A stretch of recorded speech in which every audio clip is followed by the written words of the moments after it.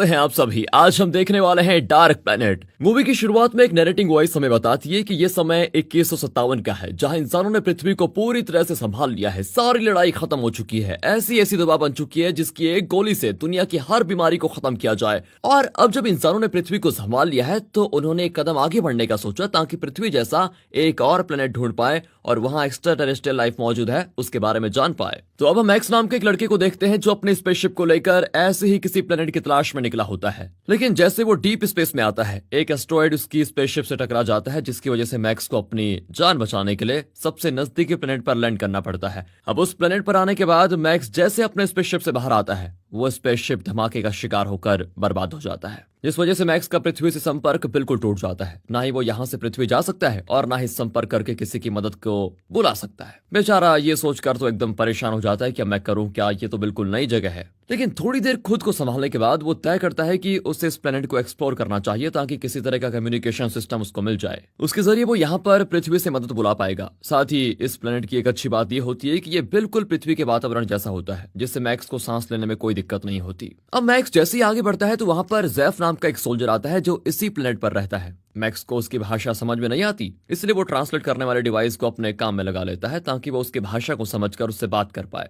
जिसके बाद जैफ मैक्स को अथॉरिटी के लोगों को सौंप देता है, ताकि वो खुद इसे संभाल ले। फिर वो लोग मैक्स के सर पर किसी तरह का हेलमेट लगाकर उसकी सारी मेमोरीज को स्क्रीन पर देखने लग जाते हैं, ताकि मालूम कर पाए कि आखिर ये है कौन और कहां से आया है। अब सारे सोल्जर्स मैक्स को सिटी के कैपिटल में लेकर जाते हैं, जहां रास्ते से गुजरते हुए मैक्स को इस प्लेनेट पर रहने वाले आम लोग भी दिखाई देते हैं, जो खाने पीने की चीजों के लिए एक दूसरे से लड़ रहे होते हैं। आसपास का पूरा माहौल देखकर ऐसा प्रतीत होता है कि यहाँ के लोग आजादी के लिए लड़ रहे हैं। तभी आगे बढ़ते हुए मैक्स की नजर एक टावर पर पड़ती है। इस टावर को लेकर यहाँ के लोगों का मानना यह है कि ये उन्हें दुश्मनों से बचाता है। लेकिन तभी अचानक से वो टावर विस्फोट हो जाता है, जिसका मलबा मैक्स और उसके साथ ही जितने भी लोग मौजूद होते हैं उन पर ही गिर जाता है। इसमें कई लोग मारे जाते हैं, लेकिन जिस टैंक में मैक्स मौजूद था उसमें जेम्स नाम का एक सोल्जर भी शामिल होता है। इसलिए मैक्स जैसे तैसे उस टैंक से बाहर निकलकर दूर आ जाता है, जिससे दोनों की जान बच जाती है। तब जेम्स मैक्स को बताता है कि क्या हमारे दुश्मनों को काम है, वो हमेशा इस टावर को बर्बाद करना चाहते थे, जिसमें आज वो कामयाब भी हो गए हैं। अब पता नहीं उनका अगला कदम क्या होगा। अब ये सुनकर मैक्स भी हैरान हो जाता है कि यहाँ भी लड़ाई, ये कहीं भी खत्म नहीं होती। मतलब दूसरी तरफ स्पेशल रिसर्च डिपार्टमेंट का हेड, जिसका नाम नॉमेड है, वो अपने एक साथी फ्रैंक से कहता है कि मैक्स जहां भी है उसे तुरंत ढूंढकर मेरे पास लेकर आओ, मुझे शक है कि वो जासूस हो सकता है। इस पर फिर फ्रैंक मान जाता है और वहां से मैक्स को ढूंढने के लिए निकल पड़ता है। तो वहीं हम डेविड नाम के एक आदमी को भी देखते हैं, वो भी अपने साथी से मैक्स के बारे में जितना हो सके उतनी जानकारी निकालने के लिए कहता है। इधर फ्रैंक जैसे मैक्स को नॉमेड के पास लेकर जा रहा होता है, तभी उसको सीजर अटैक आता है और इसकी वजह से उसकी गाड़ी दुर्घटनाग्रस्त हो जाती है। फिर इस घटना के बाद वहां लोगों की भीड़ जमा हो जाती है और इस मौके का फायदा उठाकर मैक्स वहां से तुरंत भाग निकलता है और पूरी सिटी को एक्सप्लोर करना शुरू कर देता है। वहां से मैक्स एक क्लब में जाता है, जहां उसकी मुलाकात राडा नाम की एक लड़की से होती है, जो कि असल में जेम्स की बहन है। वो दोनों आपस में बात करने लग जाते हैं, जहां मैक्स उसे अपने बारे में बताता है। लेकिन तब उसकी बहस वहीं पर बैठे दूसरे आदमी से हो जाती है। वो आदमी अभी तो मैक्स को कुछ नहीं करता, लेकिन जब मैक्स राडा के साथ क्लब से बाहर आता है तो वहां वो अपने गुंडों को लेकर आ जाता है, जो मैक्स को मारने के इरादे से वहां पर आए थे। लेकिन मैक्स बड़ी आराम से उन सभी को मार गिराता है, जिसकी बहादुरी देखकर राडा उसे अपने घर लेकर आ जाती है और तब वहां पर जेम्स भी आ जाता है। अब मैक्स उनसे इस प्लेनेट के बारे में पूछता है, जिस पर वो दोनों बताते हैं कि हमें इस प्लेनेट के अलावा दूसरे किसी भी जगह की जानकारी निकालना अलाउड नहीं है, और जिस सिटी में हम रहते हैं उस अथॉरिटी चलाती है, जिसका लीडर टॉम नाम का एक आदमी है। उसी ने हम सबकी प्रोटेक्शन के लिए पूरी सिटी में टावर लगाया है। लेकिन बाकी सिटी की अथॉरिटीज चाहती हैं कि सारी सिटी एक साथ होकर काम करे, लेकिन हमारी सिटी ऐसा नहीं चाहती। इसलिए बाकी सिटी जितनी भी है वो हमारी दुश्मन बन चुकी है, जो हम पर हमला करती रहती है और हमें पूरी तरह से बर्बाद करना चाहती है। ये जानकर मैक्स हैरान हो जाता है, जिसके बाद जेम्स मैक्स को भी सोल्जर की ट्रेनिंग देना शुरू कर देता है, ताकि वो भी दुश्मनों से खुद को प्रोटेक्ट कर पाए। साथ ही राडा और मैक्स धीरे धीरे एक दूसरे को पसंद करने लग जाते हैं। अब कैप्टन के कहने पर मैक्स और जेम्स के साथ बाकी कुछ सोल्जर्स एक मिशन पर जाते हैं। उस मिशन के अनुसार उन्हें कुछ रेबल्स को पकड़ना होता है, जिन पर अथॉरिटी को शक है कि शायद उन्होंने टावर को विस्फोट करने में दुश्मनों का साथ दिया हो। अब मैक्स जब उन रेबल्स के पास जाता है तो उसे वो सारे बिल्कुल नॉर्मल इंसान दिखाई देते हैं, जिन्हें बस अपने परिवार के साथ शांति से रहना पसंद है। तो आखिर ये लोग रेबल कैसे हो सकते हैं, ये उसके दिमाग में आ रहा होता है। लेकिन तब भी उन्हें पकड़कर अथॉरिटी के पास सौंप दिया जाता है, जहां उन्हें बहुत बुरे तरीके से मारकर ये पूछा जाता है कि क्या तुमने उस टावर को उड़ाने में दुश्मन की मदद की थी। जिस पर वो सारे लोग इतनी तकलीफ सहने के बाद भी इस बात को मानने से इनकार कर देते हैं कि उन्होंने टावर को गिराया है। अब मैक्स जेम्स से कहता है कि मुझे नहीं लगता कि रेबल्स बुरे हैं, वो आम इंसान ही तो हैं जिन पर हम जबरदस्ती अत्याचार कर रहे हैं। इसलिए अब मैं उन्हें अथॉरिटीज के लोगों से बचा कर ही रहूंगा, कुछ भी हो जाए। जेम्स उसे ऐसा करने से मना करता है, लेकिन मैक्स उसकी एक नहीं सुनता। और जब कैप्टन मैक्स को ऑर्डर देता है कि तुम्हें सारे रेबल्स को खत्म करना है, तो वो कैप्टन के कहने पर उन्हें उस जगह ले आ जाता है जहां उन्हें मारना था। लेकिन वहां आने के बाद वो चुपके से उन सभी रेबल्स को जंगल के रास्ते भगा भी देता है। और इस बारे में जब कैप्टन को पता चलता है तो वो गुस्से से आग बबूला हो जाता है। तब मैक्स उससे कहता है कि ये सारे रेबल्स नहीं बल्कि निर्दोष इंसान है जिन पर अत्याचार किया जा रहा है, इसलिए मैं उन्हें नहीं मार सकता। और तब ये सुनते ही कैप्टन मैक्स को शूट कर देता है, जिस चीज को देखकर जेम्स भी घबरा जाता है और उसकी मदद करने की कोशिश करता है। लेकिन कैप्टन जबरदस्ती उसको वहां से लेकर जाता है। अब कुछ समय के बाद मैक्स की आंख रेबल्स के बेस पर खुलती है जिन्होंने मैक्स को बचाकर उसका इलाज किया होता है। वो सारे लोग मैक्स को अथॉरिटी की सच्चाई बताते हैं कि अथॉरिटी के सारे लोगों ने पूरे शहर के लोगों को अपने कंट्रोल में ले रखा है, और तुमने जिस टावर को देखा था वही टावर जो सिटी के लोगों को दुश्मनों से बचाता है, वो असल में हमें दुश्मनों से बचाता नहीं बल्कि ऐसी रेडिएशन छोड़ता है जिससे सारे लोग रेडिएशन के कंट्रोल में आ जाते हैं। और एक बार कोई इंसान रेडिएशन के कंट्रोल में आ जाए तो वो वही बात सुनेगा, कहेगा और करेगा जो अथॉरिटी उससे कहेगी करने को। वो इंसान अथॉरिटी की कठपुतली बन जाता है। लेकिन हाँ, कुछ ऐसे लोग भी मौजूद हैं जिन पर रेडिएशन का कोई असर नहीं होता,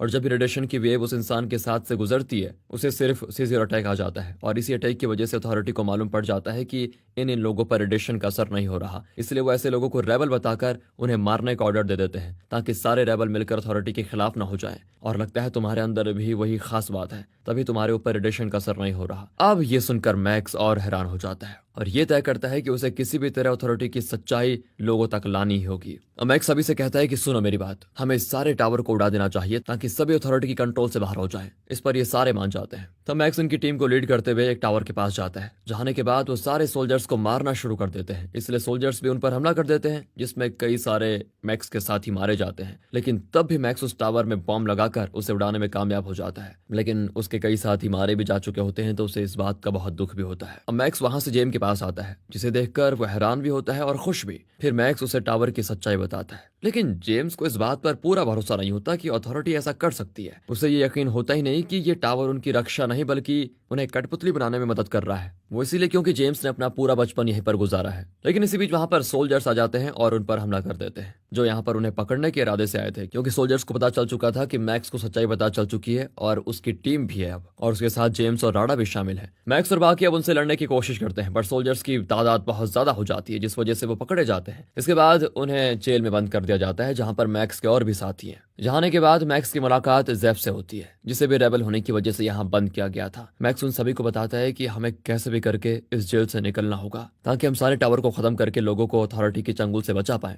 जिस पर वो सारे लोग मान जाते हैं। इसके बाद नॉर्मा डेविड के पास आकर कहता है, मैंने सुना है तुम किसी मैक्स नाम के इंसान की तलाश में हो, अगर वो तुम्हारे पास है तो उसे मुझे सौंप दो, मैं उसके बारे में तुम्हारे बॉस टॉम को बताना चाहता हूँ। लेकिन डेविड कहता है कि मैं मैक्स को नहीं जानता। साथ ही डेविड को भी सीजर अटैक आ जाता है। इसका मतलब साफ है कि वो भी रेबल में से एक है, लेकिन सारे लोगों से उसने अपनी पहचान छुपा के रखी हुई है। दूसरी तरफ मैक्स जेफ और एक कैदी के साथ चुपके से जेल के बाहर आ जाता है और वहां से टावर को विस्फोट करने निकल जाता है। लेकिन थोड़ी दूर आने के बाद उन पर कुछ रोबोट्स हमला कर देते हैं, इसलिए वो सभी जल्दी से इधर उधर छुपने लग जाते हैं ताकि सारे रोबोट से बच पाए। वहीं डेविड को जब पता चलता है कि मैक्स की बॉडी भी रेबल की तरह है जिस पर किसी रेडिएशन का कोई असर नहीं होता, तो वो अपने एक साथी को तुरंत आदेश देता है कि जाओ और मैक्स को कहीं से भी ढूंढ कर मेरे पास लेकर आओ, वो भी जीवित। पर याद रहे, इस बारे में किसी को कानो कान खबर नहीं होनी चाहिए, वरना मैं तुम्हें जिंदा नहीं छोड़ूंगा। और इस पर वो उसकी बात मान जाता है। इधर मैक्स जेफ और उस आदमी से कहता है कि क्या हो अगर हम अथॉरिटी के सेंटर को ही उड़ा दे जहां से वो सारे टावर को कंट्रोल करते हैं, मतलब जहां से सारे टावर्स को पावर मिलती है। इससे होगा ही कि सारे टावर्स एक साथ बंद हो जाएंगे।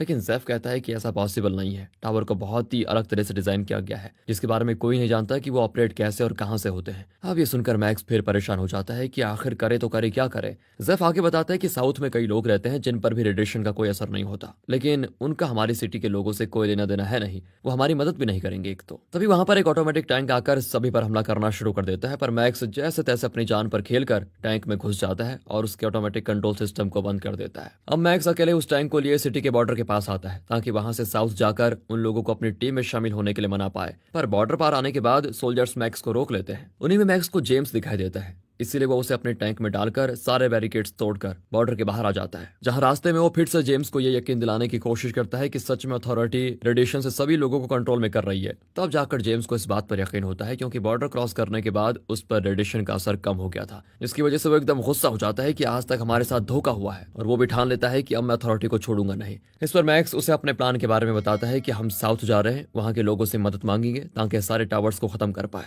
जिस पर जेम्स भी उसकी इस चीज में मदद करने के लिए तैयार हो जाता है। और इसी सीन के साथ ये मूवी यहाँ पर खत्म हो जाती है।